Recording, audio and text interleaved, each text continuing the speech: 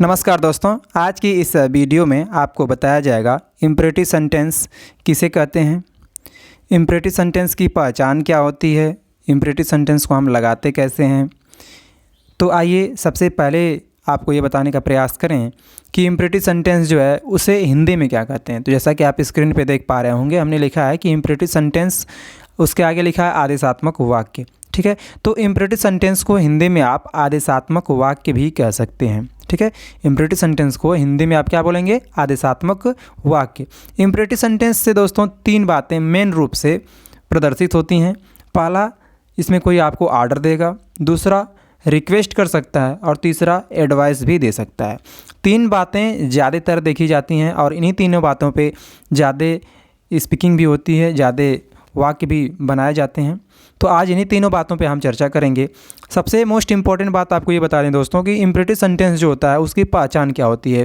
तो हमने आपको बताया कि अगर आपके सामने कोई भी वाक्य या सेंटेंस दिया गया है, ठीक है, तो उस सेंटेंस में आप देखिए कि क्या इसमें कोई रिक्वेस्ट की गई है या कोई एडवाइस दी गई है या कोई ऑर्डर दिया गया है, ये कोई सेंस उससे प्रदर्शित हो रहा है। अगर हो रहा है तो उस वाक्य को आप जब बनाएंगे तो सबसे पहले उसे मेन वर्ब की फर्स्ट फॉर्म से आप स्टार्ट करेंगे। अर्थात इम्परेटिव जो सेंटेंस होता है वो हमेशा मेन वर्ब की फर्स्ट फॉर्म से स्टार्ट होता है। अगर इंग्लिश में कोई दे लिख करके सेंटेंस, तो आप देखिए कि अगर वो सेंटेंस मेन वर्ब के फर्स्ट फॉर्म से स्टार्ट हो रहा है, ठीक है, तो तुरंत बोल दीजिए कि क्या है, इम्परेटिव सेंटेंस है।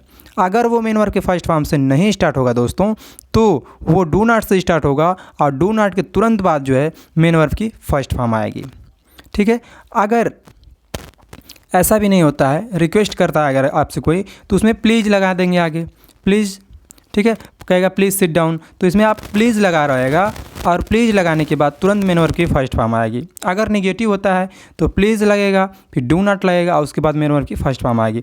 यानी आपको बात ये ध्यान रखनी है कि जो भी इम्परेटिव सेंटेंस होता है वो हमेशा मेन वर्ब के फर्स्ट फॉर्म से स्टार्ट होगा। अगर मेन वर्ब के फर्स्ट फॉर्म से नहीं स्टार्ट हो रहा है तो डू नॉट से स्टार्ट होगा और डू नॉट के तुरंत बाद जो है, तुरंत बाद क्या आएगी, मेन वर्ब की फर्स्ट फॉर्म आएगी। ठीक है, तो आइए हम इसे अगले स्लाइड में देखते हैं एग्जाम्पल के माध्यम से। इस स्लाइड में आप सबसे जो पहला सेंटेंस है, वाक्य है, वो आप देख पा रहे होंगे। हमने लिखा है कि अच्छी किताबें पढ़ो। देखिए, ये आपसे ये जो वाक्य है आप क्या सेंस प्रदर्शित कर रहा है, ये वाक्य क्या सेंस प्रदर्शित कर रहा है, कह रहा है कि अच्छी किताबें पढ़ो। इस वाक्य में आपको कोई सलाह दे रहा है, एडवाइस दे रहा है ना। आप सोचिए थोड़ा, जब कोई वाक्य पढ़िए तो उसका वो देखिए कि वो सेंस क्या दे रहा है। ठीक है, तो अगर ये सेंस दे रहा है कि अच्छी किताबें पढ़ो, या आप कोई एडवाइस भी दे सकता है और ऑर्डर भी कर सकता है ना कि अच्छी किताबें पढ़ो। ठीक है, ऑर्डर भी कर सकता है, एडवाइस भी कर सकता है, तो दोनों बातें इसमें प्रदर्शित हो सकती हैं। ठीक है, तो जब दोनों बातें प्रदर्शित हो रही हैं तो आप समझिए कि क्या है, इम्परेटिव सेंटेंस है, क्योंकि इम्परेटिव सेंटेंस में ऑर्डर, एडवाइस और रिक्वेस्ट प्रदर्शित होते हैं। अब देखिए, अच्छी किताबें पढ़ो, तो हमने बताया जब इम्परेटिव सेंटेंस होगा तो उसे हम जब बनाएंगे तो मेन वर्ब की फर्स्ट फॉर्म से बनाते हैं।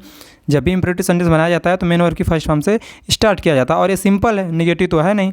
अगर निगेटिव होता तो डू नॉट से बनाते और मेन वर्ब की फर्स्ट फॉर्म सेकंड नंबर पे लिखते, लेकिन ये निगेटिव नहीं है, तो सबसे पहले हम क्या करेंगे, मेन वर्ब की फर्स्ट फॉर्म का प्रयोग करेंगे। तो अच्छी किताबें पढ़ो। अब इसमें देखो मेन वर्ब है क्या, अच्छी मेन वर्ब है नहीं, किताबें मेन वर्ब है नहीं, पढ़ो यानी पढ़ना मेन वर्ब है। तो सबसे पहले क्या लिखेंगे, रीड, यानी मेन वर्ब हो गई आपकी रीड, और रीड का फर्स्ट फॉर्म होता है रीड। ठीक है, वैसे रीड, रेड, रेड पढ़ते हैं, main verb first form read होती है, दूसरी होती है रेड और तीसरी होती है रेड, रीड, रेड, रेड। ठीक है, लेकिन इसे हम स्पेलिंग वही होती है तो रीड, रीड, रीड पढ़ देते हैं। ठीक है, तो अच्छी किताबें पढ़ो में जो मेन वर्ब है वो क्या है, रीड है। ठीक है, तो हो गया रीड गुड बुक्स। अब यहाँ देखिए एक बात और ध्यान दीजिए कि यहाँ अच्छी किताबें पढ़ो तो रीड गुड बुक्स किया गया है। अगर ये देता कि अच्छी किताब पढ़ो तो रीड गुड बुक होता। ठीक है, अगला सेंटेंस देखिए, एक गिलास पानी लाओ, एक गिलास पानी लाओ। यहाँ भी आपको कोई आदेश दे रहा है, रिक्वेस्ट कर रहा है, आदेश भी दे सकता है। अगर आप रिक्वेस्ट करेगा तो इस तरह हो सकता है कि कृपया एक गिलास पानी लाओ, इस तरह से होगा। अगर वाक्य वहाँ रिक्वेस्ट हो सकता है, लेकिन सिर्फ कह रहा है कि एक गिलास पानी लाओ। ठीक है, एक गिलास पानी लाओ, तो ये आपको कोई ऑर्डर दे रहा है। ठीक है, तो इसमें भी आप क्या करिए, ऑर्डर दे रहा है, सबसे पहले मेन वर्ब खोजिए। मेन वर्ब कौन सी है, एक मेन वर्ब है नहीं, गिलास मेन वर्ब है नहीं, पानी मेन वर्ब है नहीं, लाओ यानी लाना मेन वर्ब है। तो सबसे पहले क्या लिखेंगे, मेन वर्ब की फर्स्ट फॉर्म ब्रिंग लिखेंगे। ठीक है, ब्रिंग हो जाएगी मेन वर्ब की फर्स्ट फॉर्म। तो ब्रिंग, एक गिलास पानी लाओ, तो bring a glass of water, एक गिलास पानी लाओ, bring a glass of water. अपने अध्यापक का सम्मान करो। यहाँ देखिए आपको कोई एडवाइस दे रहा है कि अपने अध्यापकों का हमें क्या करना चाहिए, सम्मान करना चाहिए। तो अपने अध्यापक का सम्मान करो।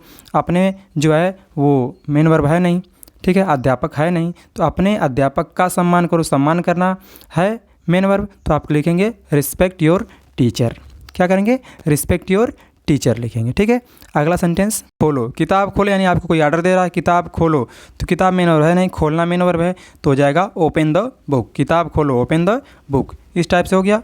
अगला देखते हैं। इस स्लाइड में हम देखेंगे पहला सेंटेंस, कृपया मुझे मेरी सैलरी दीजिए। यहाँ आपसे कोई रिक्वेस्ट कर रहा है, ठीक है, कि कृपया मुझे मेरी सैलरी दीजिए, रिक्वेस्ट कर रहा है, तो आप लिखेंगे please give me my salary. कृपया का हो जाएगा प्लीज़, ठीक है, कृपया प्लीज़ हो गया। अब मुझे मेरी सैलरी दीजिए, रिक्वेस्ट कर रहा है, तो सबसे पहले प्लीज़ के बाद तुरंत मेन वर्ब की फर्स्ट फॉर्म लिखेंगे। तो प्लीज़ गिव में दीजिए, मेन वर्ब फर्स्ट फॉर्म हो गई, तो please give me my salary. कृपया बैठ जाइए, यहाँ भी आपसे कोई रिक्वेस्ट कर रहा है, कृपया लगा तो मतलब रिक्वेस्ट कर रहा है, ठीक है, तो प्लीज़ सिट डाउन। अगर सिर्फ कहे कि बैठ जाइए तो आदेश दे रहा है, तब हो जाएगा सिर्फ सिट डाउन, ठीक है। कृपया दवा समय पर लीजिए। अगर इस तरह कोई आपको आदेश दे रहा है कि please take the medicine on time, please take the medicine on time. आइए हम इसका नेगेटिव देखते हैं। इस स्लाइड में हम देखेंगे नेगेटिव सेंटेंस हम कैसे बनाते हैं इम्परेटिव सेंटेंस का। जैसे दिया है, अपनी किताब मत बंद करो, ठीक है, यहाँ आपको कोई ऑर्डर दे रहा है, ठीक है, अपनी किताब मत बंद करो, तो डोंट हो जाएगा, ठीक है। उसके बाद मैंने फर्स्ट फॉर्म आएगी, तो डोंट क्लोज योर बुक। बुरी किताबें मत पढ़ो, यहाँ भी कोई आपको सलाह दे रहा है, आदेश दे रहा है, तो डोंट रीड बैड बुक्स।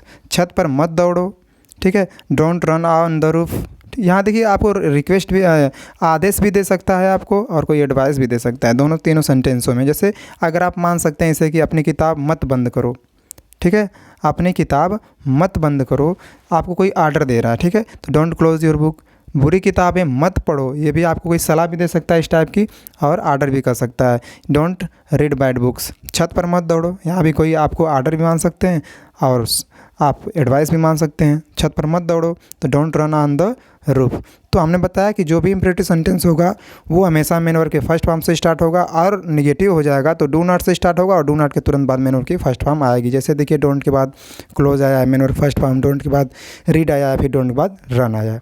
अगर कृपया करके आएगा तो प्लीज़ आ जाएगा, और उसके बाद डोंट आ सकता है, उसके बाद तीन। यानी कहने का मतलब है कि डोंट के बाद अगर नेगेटिव है तो डोंट के बाद मेन वर्ब की फर्स्ट फॉर्म आएगी, अगर नेगेटिव नहीं है तो मेन वर्ब की फर्स्ट फॉर्म से ही स्टार्ट होगा।